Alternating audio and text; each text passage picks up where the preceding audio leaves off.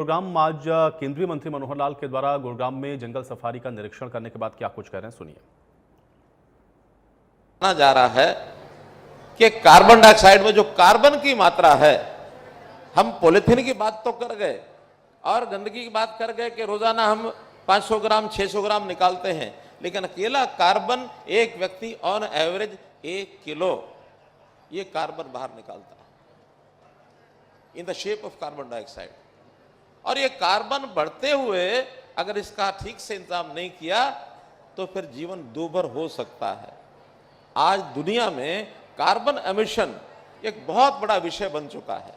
अब इस एमिशन को खत्म करना है, तो खत्म करने के लिए टेक्नोलॉजी आई है। उद्योग के लोग जानते होंगे कार्बन कैप्चरिंग के बड़े बड़े उद्योग लग रहे हैं।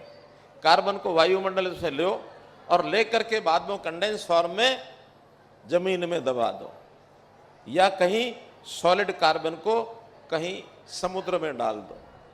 आखिर कार्बन बहुत बड़ा जमीन के अंदर पहले से भी है, कोयला हमारा कार्बन जमीन के अंदर ही है। तो ऐसा वो कार्बन पकड़ो डाल दो, हवा में रहेगा तो हमारे शरीर को खतरा पैदा करेगा। अब ये इतना बड़ा बाहर उद्योग लग रहा है, तो उस उद्योग में बहुत बड़ी इन्वेस्टमेंट है, बहुत कुछ उसके अंदर टेक्नोलॉजी है। लेकिन एक उद्योग ऐसा है, पहला उद्योग बताया मनुष्य शरीर के अंदर, दूसरा उद्योग जो पेड़ जो काम करते हैं वो यही काम करते हैं। पेड़ अपने लिए कार्बन डाइऑक्साइड अपने जीवन के लिए प्राप्त करते हैं और उस कार्बन डाइऑक्साइड में कार्बन की मात्रा होती है। अब ये कार्बन की मात्रा भी जो साइंटिस्ट बताते हैं, सामान्य पेड़ 60 से 90 ग्राम कार्बन एक पेड़ लेता है।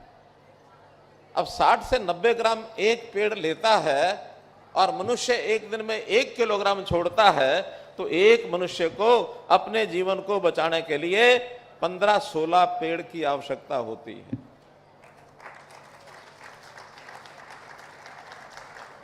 ये 16 पेड़ इनकी जिम्मेवारी है हमको जिंदा रखना, और हमारी जिम्मेवारी जो कार्बन डाइऑक्साइड छोड़ करके इनको जिंदा रखना। तो ये परस्पर रेसिप्रोकल है। अब प्रश्न ये आता है कि इतनी चिंता क्यों अब क्यों हुई? पहले भी आखिरी जीवन तो चल ही रहा है, मनुष्य भी हैं, पेड़ भी पहले से हैं, जंगल भी हैं। तो आवश्यकता के 2-3 कारण वो समझने पड़ेंगे। एक कारण तो यह है कि आबादी हमारी बेतहाशा बढ़ रही है। उस गति से जितने पेड़ बढ़ने चाहिए वो पेड़ नहीं बढ़ रहे, बल्कि पेड़ों की कटाई भी हो रही है और उसके लिए भूमि जितनी चाहिए वो कम हो रही है। ऐसा विश्वव्यापी एक विषय ऐसा है कि हमें अपनी अर्थ का, अपनी जमीन का, उपजाऊ जमीन का 30% पेड़ों के लिए सुरक्षित करना चाहिए।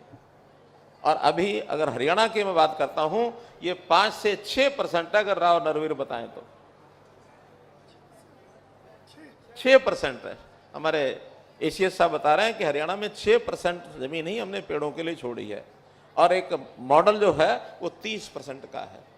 और उस 6% के बाद हमारे इतने जितने भी ऐसे वन विभाग के क्षेत्र हैं उसमें पेड़ अगर लगाएंगे, 30% जमीन नहीं भी छोड़ पाए तो कम से कम वहां सघनता हो जाएगी, तो उतना ही ज्यादा पेड़ों की फैक्ट्री कार्बन डाइऑक्साइड को लेने के लिए और सफल हो जाएगी।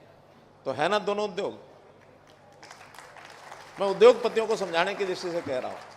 और इसके बाद अगली आवश्यकता क्यों पड़ी? वो इसलिए पड़ी कि पहले सामान्य जीवन में हमारी आवश्यकताएं उतनी ज्यादा नहीं थी जितनी आज हो गई हैं। आज हमको हर चीज उद्योग से बनी हुई नई से नहीं चाहिए। हमारा कपड़ा है, हमारा कोई सामान आभूषण है, हमारी घड़ी है, हमारा कोई भी चीज हमको उद्योग से चाहिए। और उद्योग को चलाने के लिए पावर चाहिए, और पावर को बनाने के लिए कोयले की पावर में फिर वही कार्बन डाइऑक्साइड बाहर आती है। यानी इतनी जितनी हमारी आवश्यकता उससे भरपूर कार्बन डाइऑक्साइड बाहर जा रही है। इसको कैसे कंट्रोल किया जाए? अब चूंकि विभाग मेरे पास है तो बहुत चीजें अब समझ में आई है, पहले ज्यादा समझ में नहीं आती थी। आज ये आया कि कार्बन की बजाय दूसरे जो मेथड हैं, दूसरे स्रोत हैं बिजली के, उसका बढ़ावा करना चाहिए। उसमें सबसे पहले हमारा हाइड्रो आया। पहाड़ों से पानी गिरता, उसमें से हम बिजली निकाल लेते हैं। मजाक भी चले कि भाखड़ा के पानी में से बिजली तो निकाल ली।